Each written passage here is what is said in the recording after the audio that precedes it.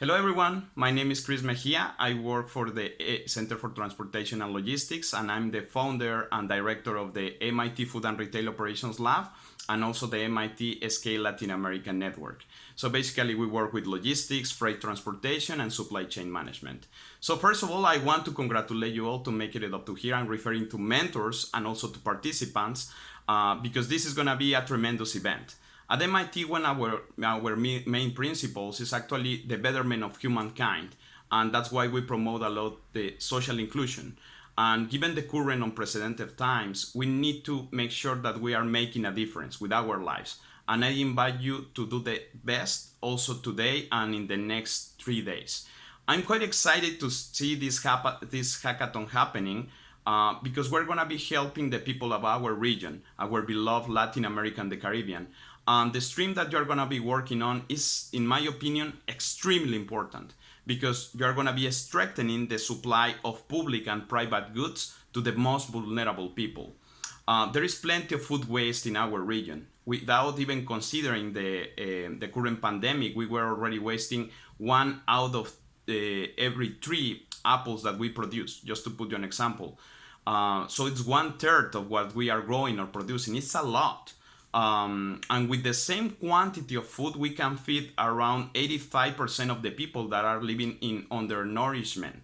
So just to give you an idea, I'm talking about like 127 million tons of food that are being wasted, and we can feed with that 36 million people.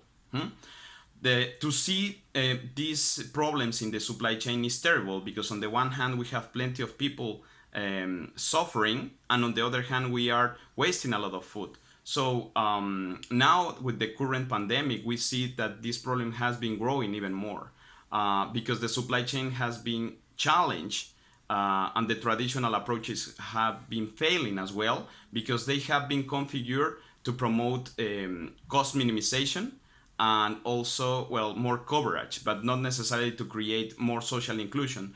So I invite you all to start thinking and reflecting how to change this a little bit. I think that is extremely important because what is gonna come after the pandemic is also, unfortunately, a growing unemployment, and many of the nano, micro, and small businesses probably are gonna go bankrupt, okay?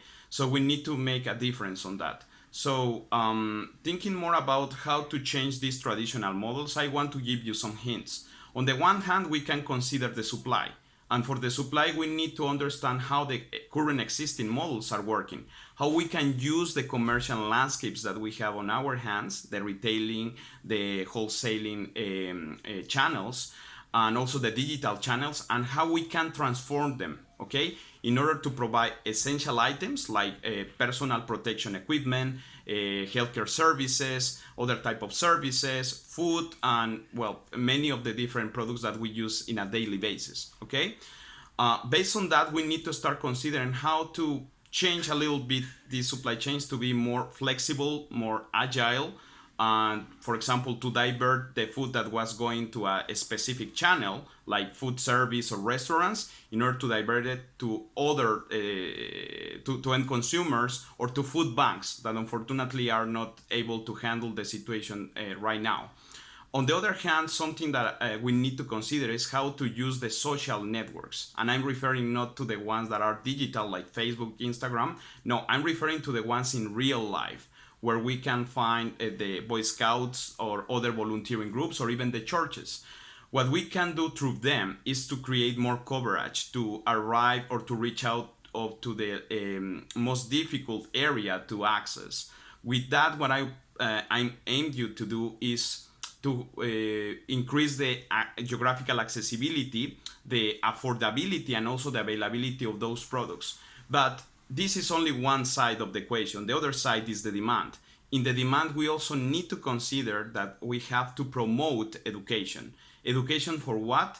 To buy, to eat whatever is in front of us. Because otherwise, without education, we won't be able to cope with this challenge, to deal with this challenge. That's why educating customers and also shopkeepers or shaping their behavior is going to be tremendously important. We need to know how to manage properly perishable products, be more effective developing technology that will allow end users to manage the situation. And we need to start thinking about how to build these technological systems bottom up instead of top down, you know?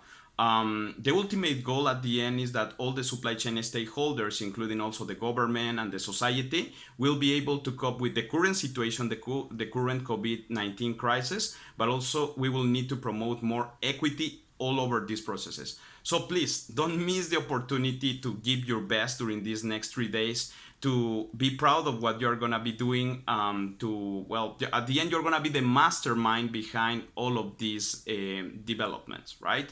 So you will be combating the food malnutrition. You will be providing more opportunities to the most vulnerable people, to the underserved communities, and I invite you all to be extremely active in these next 3 days.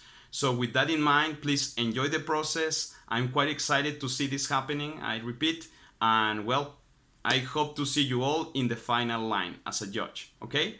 Obrigado, muchas gracias, thank you all.